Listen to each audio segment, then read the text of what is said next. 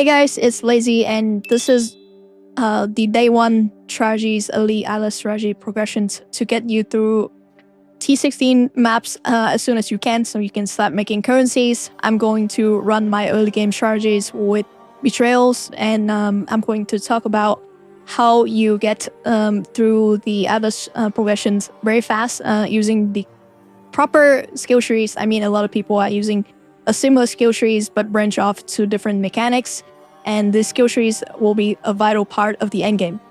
So as you completed the map and progress through the maps, you will get a lot of these points, and the goal here is pretty much for all players is to get to tier 16 map as soon as you can, which means that you want to have a really good skill trees that will let you do that. And the first step is most likely to be the same for everyone.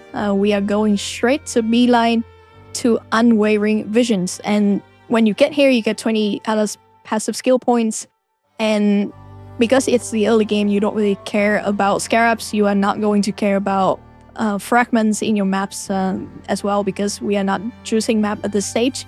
We are just trying to go through map as fast as we can. So and the point that you want to take on the way there are Kirac missions, and these Kirac missions notes are very good.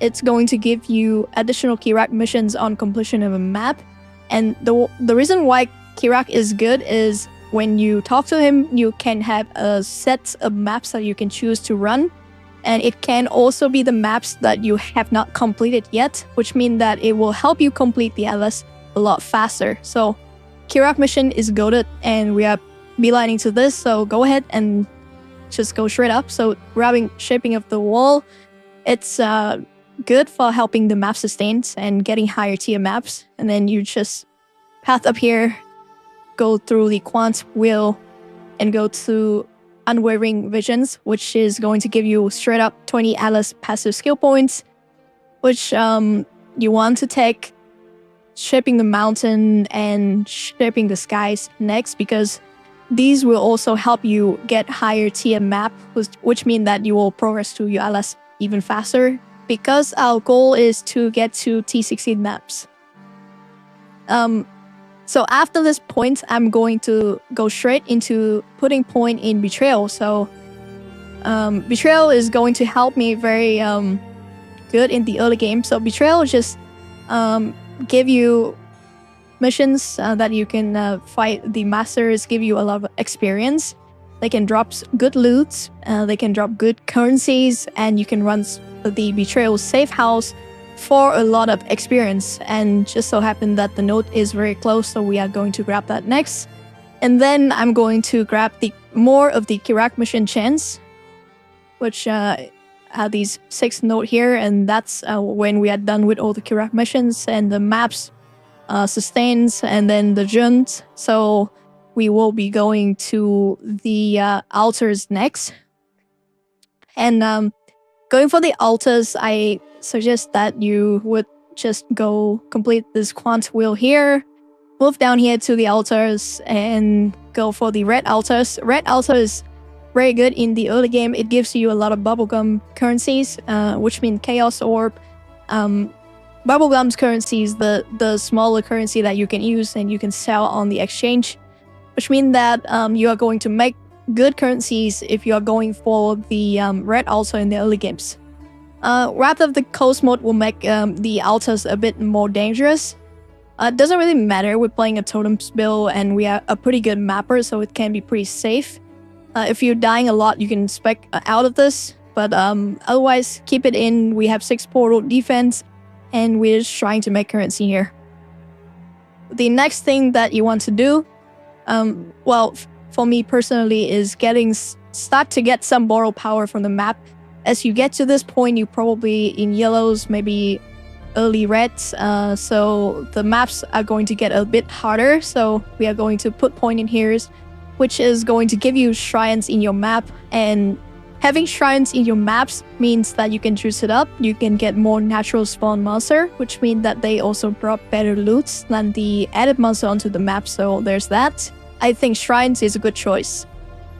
From here, it's really up to preference, but for me, I would personally put all the points into adjacent map drop chance, which means that you are going to have better chance to sustain your map. So you type in adjacents and all these maps starting to light up. You just click all of them, and it will be roughly almost 100 point here.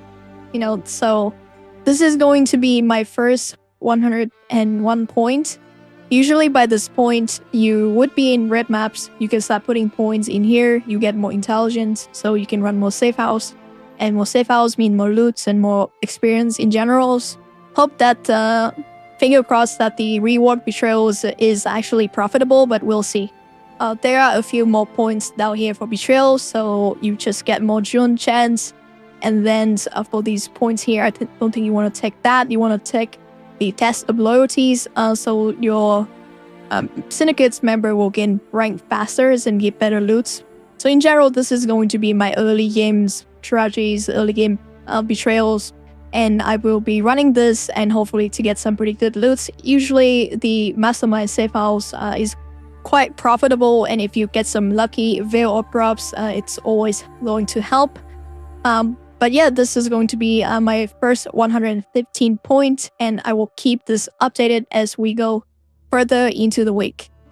The last thing I want to cover for this video is going to be what maps do you want to run to optimize your map progressions. And it is kind of important, but I'll try to keep it very simple. I'm not going to cover map equities and stuff like that. I'm just going to talk about the strategies and how you should run it. But to put in some perspective for you to understand, whenever you are running a maps, let's just say a T1 maps, any T1's map, you can drop a map. And whenever you drop a maps, it can be chosen. So first, it's going to be chosen from any specific tier. So if you're running a T1 maps, it only can drop T1 and T2 maps. But if you're killing the T1 map boss, it can drop a +2 tier map, so which means it can drop up to tier 3. So that's the first steps. The next step is the system is going to choose a map from a map pool in the tiers or a connected map to the tiers, but it requires you to unlock the map already.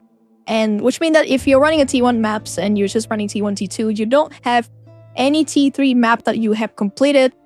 That means you don't have a T3 map in the map pools. And this is important because if you don't have a T3 map in the map pools, which means that even if you were chosen to drop T3 maps and you don't have it in the pools, then it's just going to drop a T2 maps, which means that you just wasted that progressions that you could have had. With that knowledge in mind, you are going to put this into practice. And the strategy is essentially leapfrogs, and I did not invent this. But the idea here is that you are going to run a T1 maps, or like the T1 maps, any T1 maps, to be able to get a T2 maps. And then whenever you get a T2's map, you are going to try your hardest to run the T2's map to get a T3 maps. And when you get a T3 maps, you want to run that T3 maps once, and then you are going to go back and run all your T1 maps. When you're running your T1 maps, you are going to build up a map pools of T2s and also T3. And whenever you get a T3's map, you are going to try and run that T3 map, which is going to be that only map because you only have one T3 map unlocked in the pool, to try and get a T4 maps. So once you get a T4 map, you are going to go back and run all the T2 maps to build up a pools of T3 and T4. Essentially, you are not wasting any boss drop for maps, and you are going to progress smoothly to the next tier. This means that when you are running these strategies, it's going to be very, very consistent. And as long as you keep running maps that is 2 tier lower than the highest tier that you have completed in the map pools, you will be fine.